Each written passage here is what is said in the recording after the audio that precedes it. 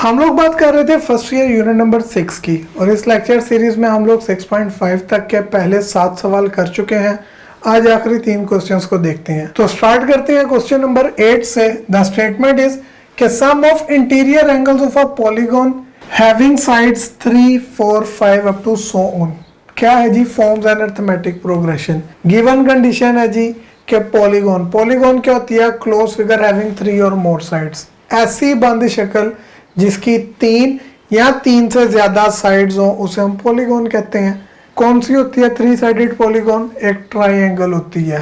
4 sided कौन? एक rectangle. 5 sided को हम पेंटागन और 6 साइडेड को हम हेक्सागोन का नाम देते हैं जनरली। तो यही उसने कहा जी कि इनके इंटीरियर एंगल्स का जो है सम वो एक अरिथमेटिक प्रोग्रेशन बनाता है। That is sum of interior angles makes an arithmetic progression. हम क्या करें फिर? कहता है जी find the sum of interior angle for 16 sided polygon. ऐसी पॉलीगॉन जिसकी 16 साइड्स हो उसके इंटीरियर एंगल्स का सम कितना होगा, ये हम लोगों ने मालूम करना है। कैसे करेंगे? तो गिवन है जी इंटीरियर एंगल्स का सम अरिथमेटिक प्रोग्रेशन बनाता है starting from 3 to so on. तो मैं पहले इनके एंगल्स का सम देख लेता हूँ होता कितना है। एक बात तो आप सब जानते हैं, वो क्या कि ट्रायंगल के इंटीरियर एंगल्स का सम कितना होता है? 180 डिग्रीज। रेडियंस में लिखूं तो पाई होगा। रेक्टेंगल या स्क्वायर या एनी क्लोज 4 साइडेड फिगर उसके एंगल्स का सम कितना होता है जी? 2 पाई रेडियंस होता है। 5 साइडेड फिगर के एंगल्स का सम क्या होता है जी? 3 पाई रेडियंस। और 6 साइडेड का 4 पाई। अब आपको यहां से कोई चीज समझ में आ रही होगी, क्या बोला कि जैसे जैसे नंबर ऑफ साइड्स इंक्रीज कर रहे हैं वैसे वैसे मेरा पाई का कोएफिशिएंट भी इंक्रीज करता जा रहा है। यानी पहली के लिए पाई था, 3 से 4 साइडें हुई मेरी पॉलीगॉन की तो 1 पाई से 2 पाई हो गया। 4 से 5 साइडें हुई पॉलीगॉन की तो 2 से 3 पाई हो गया। 5 से 6 तो 3 पाई से 4 पाई हो गया। एक बात। और दूसरी चीज जो यहां से क्लियरली हमें नजर आती है वो क्या? वो ये याद रख लें हमेशा के लिए कि जितनी भी आपके पास पॉलीगॉन की साइड्स होंगी, मैं ट्रायंगल की मिसाल देके बताता हूं, 3 साइडें हैं तो इसके इंटीरियर एंगल्स का सम में जो पाई का कोएफिशिएंट है वो 3 में से 2 कम करने पे आएगा। कितना जी? 3 में से 2 कम करने पे 1 पाई। ठीक है। रेक्टेंगल या 4 साइडेड फिगर की मैं बात करूं, 4 साइडें हैं। ठीक है। 4 में से 2 कम, अब पाई का कोएफिशिएंट क्या आएगा जी? 2 पाई। 5 साइडेड फिगर हो तो 5 में से 2 कम कर दिए, कितने बचे जी? 3। यानी पाई का कोएफिशिएंट क्या होगा? 4 इट्स 3। यानी इसके इंटीरियर एंगल्स का सम 3 पाई एंड सो ऑन। तो यहां से हम डायरेक्टली भी बता सकते हैं, क्या बात बता सकते हैं कि 16 साइडेड पॉलीगॉन के लिए इंटीरियर एंगल्स का सम क्या होगा? 16 साइडें हैं तो 16 में से 2 कम, कितना जी? 14। पाई का इन coefficient 14 pi is the sum of interior angles. तो ये तो हम लोगों ने इसको डायरेक्टली फाइंड कर लिया एंड इट इज करेक्ट। हम इसको चेक भी कर लेते हैं कि क्या 14 पाई ही बनता है। जो यहाँ से एक बात मैंने आपको बताई कि पाई का कोएफिशिएंट 2 कम होगा then the number of sides, does it holds? Check भी कर लेते हैं। स्टार्ट करते हैं जी इसका सॉल्यूशन। उसने जो बात हमें कही है वो क्या है कि इंटीरियर एंगल्स का सम अरिथमेटिक प्रोग्रेशन बनाता है।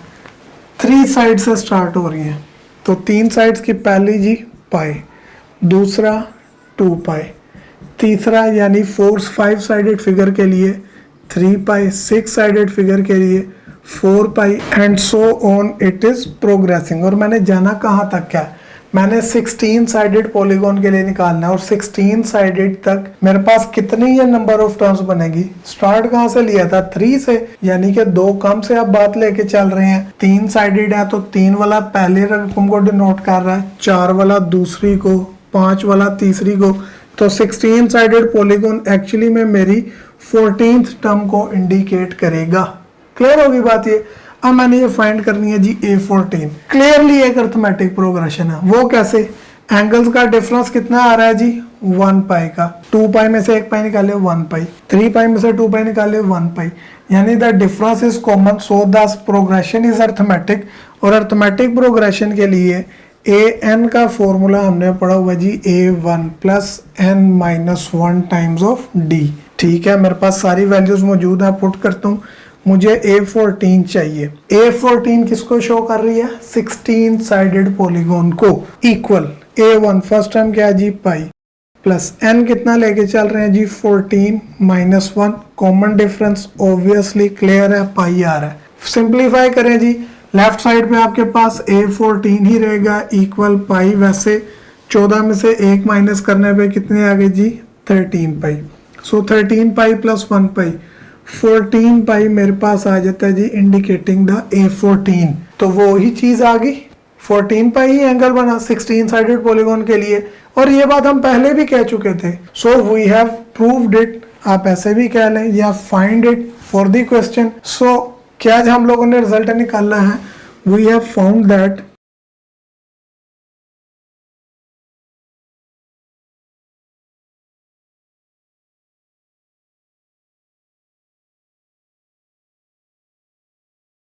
कि 16 साइडेड पॉलीगॉन के इंटीरियर एंगल्स का सम कितना होगा? 14 पाई। आगे बात करते हैं जी एक्सरसाइज के second last question, question number 9। Statement क्या है? The prize money ₹60,000 will be distributed among 8 teams. Okay, highlight करते हैं जरा चीजों को। टोटल अमाउंट 60,000 है, जिसने डिवाइड होना है कितनी टीम्स में जी? 8 टीम्स में। कैसे डिवाइड होना है? According to their positions determined in the match series, के सीरीज के अंदर उनकी रैंकिंग के हिसाब से उन्हें हमने प्राइस डिस्ट्रीब्यूट करना है। ठीक है, कंडीशन क्या है? The award increases by the same amount, same amount से मेरा अवार्ड इंक्रीज करना है फॉर ईच हायर पोजीशन। जैसे जैसे पोजीशन इंक्रीज करती जाएगी, यानी कोई टीम 8वीं पोजीशन पे होगी, फिर 7वीं, फिर 6, 5, 4, 3, 2, 1, सिमिलरली उसका अवार्ड अमाउंट भी इंक्रीज करेगा। If the last place team is given 4,000, आखिर में आने वाली टीम को 4,000 रुपए मिलने हैं। How much will be awarded to first place team? पहली पोजीशन पे आने वाली टीम को कितने पैसे मिलेंगे? ये चीज मैंने मालूम करनी है। कैसे करेंगे देख लेते हैं। स्टार्ट करते हैं जी इसका सोल्यूशन। अब जो बात हम लोगों को गिवन है उससे जरा बात शुरू करते हैं। गिवन क्या है? लास्ट प्लेस वालों को 4,000 मिलने हैं, तो हमने सीक्वेंस को 4,000 से स्टार्ट कर लेते। क्या जी? छोटे से बड़े की तरफ। लास्ट आने वाली टीम को 4,000 रुपए मिलने हैं, तो लास्ट 8वीं पोजीशन, 7वीं पोजीशन पे आने वाले को कितने मिलेंगे? उसके अंदर अमाउंट इंक्रीज करेगी। कितनी इंक्रीज करनी है मैं नहीं जानता, मैं फर्ज कर लेता हूँ जी डी इंक्रीज आएगा। अब जो 6वें नंबर पे आएगी उसमें भी इक्वल इंक्रीज, यानी डी ही इंक्रीज होगा, लेकिन इसके अंदर डी इंक्रीज होगा। 4,000 प्लस डी में एक डी और ऐड करने पे ये 4,000 प्लस 2D हो जाएगा। And continuing this way, first position पे आने वाली टर्म जो कि मेरी इस सीक्वेंस के मुताबिक मैं A8 कहता हूँ, उसके अमाउंट मैंने फाइंड करनी है। कैसे करूंगा? एक बात तो क्लियर हो रही है मेरे D यूज करने पे कि ये एक अर्थमेटिक प्रोग्रेशन बन रही है। कैसे? इक्वल अमाउंट का इंक्रीमेंट लग रहा है। व्हेन एवर इक्वल अमाउंट का इंक्रीमेंट लगेगा तो मेरी सीक्वेंस कौन सी हुआ करेगी? It will be an arithmetic sequence. Done हो गया। अगर ये अर्थमेटिक है, अर्थमेटिक सीक्वेंस के लिए हम लोगों ने an का क्या फॉर्मूला पढ़ा था? हमने पढ़ा था जी A1 प्लस n-1d। मुझे मेरे सीक्वेंस में A8 यानी फर्स्ट पोजीशन पे आने वाली टर्म की अमाउंट फाइंड करनी है, तो A8 चाहिए, n की जगह पे 8 पुट करें। A1 प्लस n की जगह 8 माइनस 1 7d। A1 कितनी है? 4,000। 7 ओके, D मुझे पता ही नहीं है, मैं जानता ही नहीं कि इंक्रीमेंट लग कितना रहा है, तो पहले मुझे वो इंक्रीमेंट निकालना पड़ेगा ताकि मैं फर्स्ट पोजीशन वाली टीम का प्राइस फाइंड कर सकूं। डी कहां से निकलेगा? क्या हमें सवाल में और कोई चीज गिवन थी? Yes, we were given 6,000 total 8 टीमों में तकसीम होना है, यानी टोटल अमाउंट इज 6,000। मैं ये भी कह सकता हूं कि ये अमाउंट है जो 8 टीमों में तकसीम हुई, इस सारी अमाउंट को जमा करने पे 60,000 आना चाहिए, यानी कि ये मेरी सीरीज का सम बनता है। और अर्थमेटिक सीरीज के सम का क्या फॉर्मूला पड़ा है? Sn is equal to n/2 into 2a1 plus n-1 times d। मैंने इसमें से अपना d मालूम करना है। कैसे मालूम करूंगा? वैल्यूज पुट करूंगा। मेरी टर्म्स 8 है, यानी S8 इक्वल होगा 8/2 into 2A1 plus 8 minus 1 7D के S8 8 टर्म्स का सम यानी आठों अमाउंट का सम कितना था 60,000, ये आ गया जी 60,000 इक्वल्स यहाँ पे 2 एकम 2 2 चौके 8 क्या बचेगा 4 इंटू 2A1 फर्स्ट टर्म कितनी है जी 4,000 है okay plus 7D will remain same 60,000 है 4 मल्टीप्लाई लेफ्ट पे आके डिवाइड होगा मेरे पास क्या आ जाएगा जी 60,000 डिवाइडेड बाय 4 इक्वल्स टू 2 चौके 8,000 आ जाएगा plus 7D will remain same.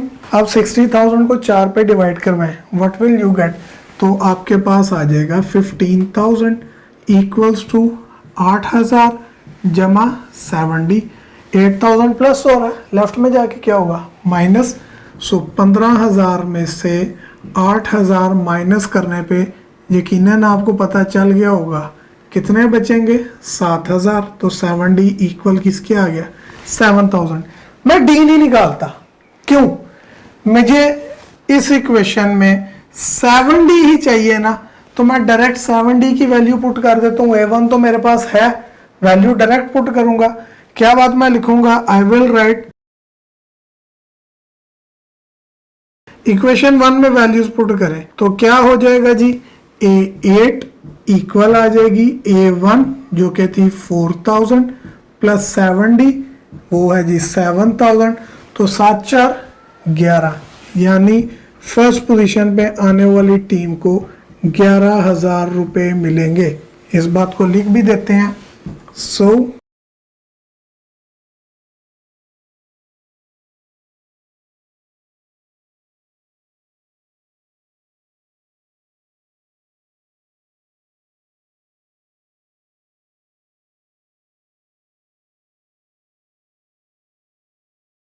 पहली पोजीशन पे आने वाली टीम को कितनी अमाउंट मिलेगी, इट विल रिसीव 11,000 रुपीज।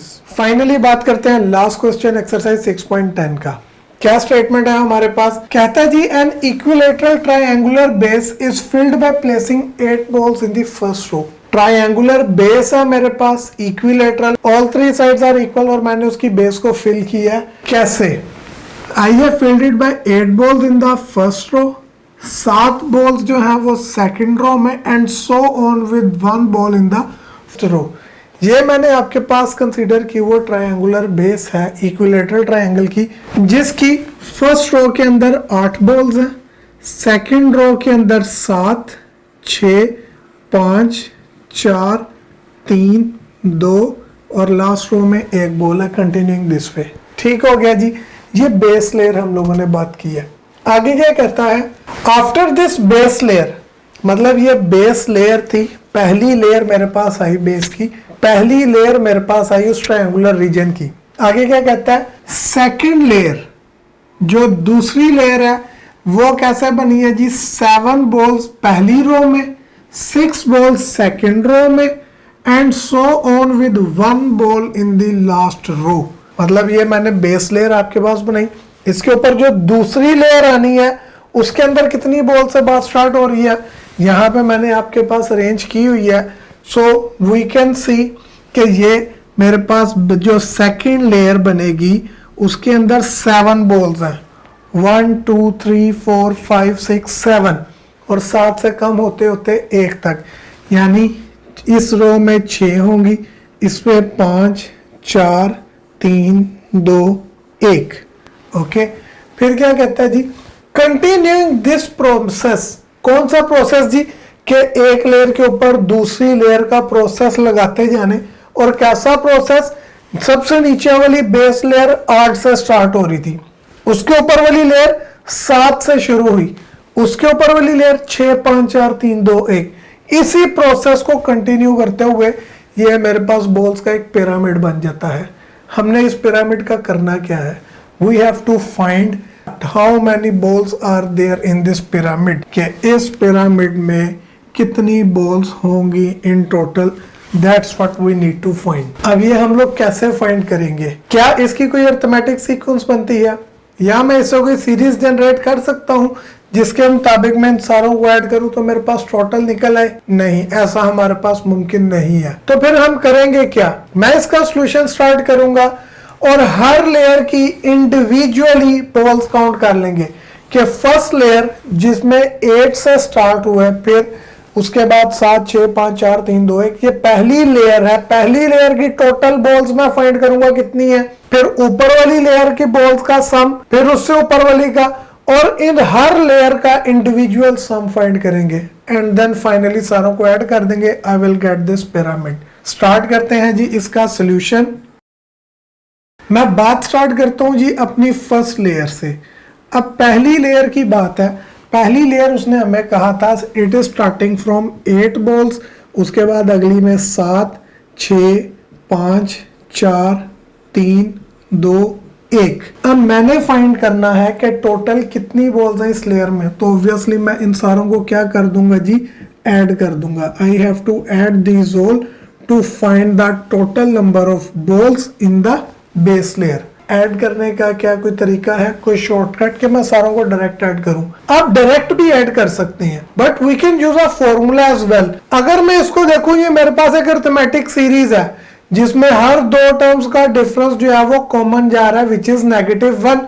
तो मैं इसके ऊपर SN का फॉर्मूला इस्तेमाल करता हूं। हम लोगों ने SN का जो फॉर्मूला पढ़ा था, if I remind you, that was SN is equals to n/2 into 2a1 plus n-1 times d। ये फॉर्मूला हमने पढ़ा था, मैं इसी को अप्लाई करता हूं। ये मेरे पास टोटल 8 टर्म्स है, S8 के लिए बनेगा, यानी मेरा सम ऑफ 8 टर्म्स बनेगा। n8 है ओवर में 2 इंटू 2a1। फर्स्ट टर्म क्या है जी, 8 है, तो a1 की जगह 8 प्लस n-1 आता है। n भी 8 ही है, 8 में से एक कम 7 and common difference here is -1। कैसे निकलता है, सेकंड माइनस फर्स्ट, 7 में से 8 निकाले, यू विल गेट -1। आ गया, सिंप्लीफाई करें जी, 2 एकम 2, 2 चौके 8, आपके पास आ गया S8 इक्वल्स टू 4 इंटू 2 8 आर 16 प्लस माइनस माइनस 7 1 दर 7, 16 में से 7 निकाले 9, और उस 9 को 4 से ज़रब देने पे 36 आ जाता है।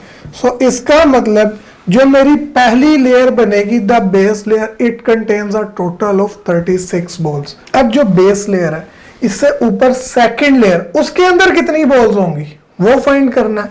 अब सेकंड लेयर स्टार्ट कहां से हो रही है, second layer is starting from 7 balls first row में, 6 सेकंड रो, थर्ड में 5 एंड सो ऑन। यानी कि अगर मैं सेकंड लेयर के लिए अपनी बात स्टार्ट करूं तो वो मेरे पास क्या बनेगी जी, it will be 7 plus 6 5 4 3 2 and 1। तो इसका मतलब मुझे हर लेयर के लिए कैलकुलेट करनी पड़ेगी। टोटल कितनी लेयर्स हैं आपके पास, there will be a total of 8 layers. कैसे, हम यहाँ से देख भी सकते हैं, ये सेकंड लेयर है, फर्स्ट मैंने अलग से ड्रा की समझाने के लिए, 2 3 4 5 6 7 8, so there are a total of 8 layers. 8 layers हैं, हर लेयर्स के लिए सम कैलकुलेट करना है, तो मैं लिख लेता हूँ। थर्ड लेयर के लिए क्या बनेगा, for third layer it will be, 7 में से 1 कम कर दें, 6 5 4 3 2 1। उसके बाद थर्ड लेयर के बाद सिमिलरली मैं बात करूंगा जी फोर्थ लेयर के लिए, फिर fifth layer, then sixth layer, उसके बाद seventh layer and finally 8th layer. मैं हर लेयर के लिए अलग-अलग सम को कैलकुलेट करने लगा हूँ। करूँगा कैसे, मैंने इन 8 टर्म्स के लिए अपना सम कितना निकाला था जी, 36 निकाला था। जब सेकंड लेयर में मैं आया तो सेकंड लेयर में ये 7 से लेके 1 तक का सम है, यानी 8 निकल गया। तो अगर मैंने सेकंड लेयर के लिए फाइंड करना है तो मैं सिंपली इस 36 में से, जो कि 8 से 1 तक का सम था, सिर्फ 8 माइनस कर देता हूँ, कितने बच जाएंगे 28। दोबारा से फॉर्मूला लगाने की ज़रूरत ही नहीं पड़ी, डायरेक्टली निकाल लिया, यानी 7 से लेके 1 तक की इन सारी बॉल्स का सम 28 बनेगा, जो कि सेकंड लेयर बना रही है। थर्ड लेयर पे जाएंगे। थर्ड लेयर में क्या करेंगे, आपके पास 7 तक का सम मौजूद है, लेकिन थर्ड लेयर में मुझे 6 से लेके 1 तक का सम चाहिए। कैसे निकालूंगा मैं ये 6 से 1 तक का सम? मैं वही काम करूंगा, 7 तक का सम मेरे पास क्या था 28, इसमें से माइनस कर दूंगा 7 को। क्यों? क्योंकि मुझे 6 से 1 तक का चाहिए। तो माइनस करने पे व्हाट विल आई गेट 21, यानी मेरे पास 6 से लेके 1 तक 21 बॉल्स आएंगी थर्ड लेयर के अंदर। जब मैं फोर्थ लेयर की बात करूंगा क्या होगा जी, फोर्थ लेयर में मेरे पास सम बनेगा 5 4 3 2 1। फिफ्थ लेयर में बनेगा 4 3 2 1। सिक्स्थ लेयर में क्या सम बनेगा 3 2 1। सेवंथ लेयर में 2 1 एंड एट्थ लेयर में एक ही बॉल आएगी टॉप पे जो कि 1 है। तो अब ये सारे सम कैलकुलेट करेंगे, बारी बारी कैलकुलेट कर लेते हैं। सेम पैटर्न पे मूव करूंगा, 6 से लेके 1 तक का सम मौजूद है 21, लेकिन इस बार सिर्फ 6 नहीं, मुझे 5 से पीछे का चाहिए। तो मैं 21 में से 6 निकाल देता हूँ, यानी कि मेरे पास क्या बचेगा 15। यानी हर बारी जो बड़ी टर्म है उसको माइनस करके बाकियों का टर्म्स में निकालता जा रहा हूँ। फिफ्थ लेयर की बारी, 15 में से 5 निकल गए, 5 था नहीं है यहाँ पे, 4 3 2 1, इट विल गिव मी 10।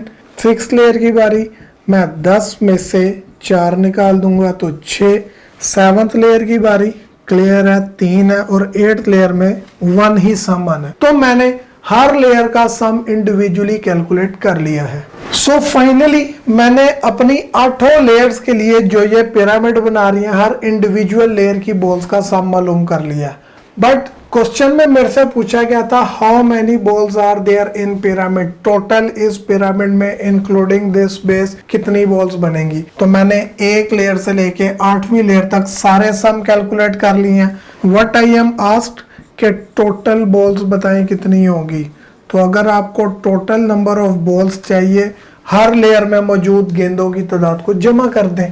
पहली लेयर में कितनी थी 36 जमा दूसरी लेयर में 28 जमा तीसरी लेयर में 21, चौथी लेयर में आपके पास कितनी थी जी 15, उसके बाद नेक्स्ट लेयर में 10, उसके बाद 6 के बाद 3 के बाद 1। तो इन सारों को जमा करने पे टोटल कितनी balls I? It came total 120 balls in this pyramid. यानी ऐसा पिरामिड बनाने के लिए मुझे 120 गेंदों की जरूरत पड़ेगी।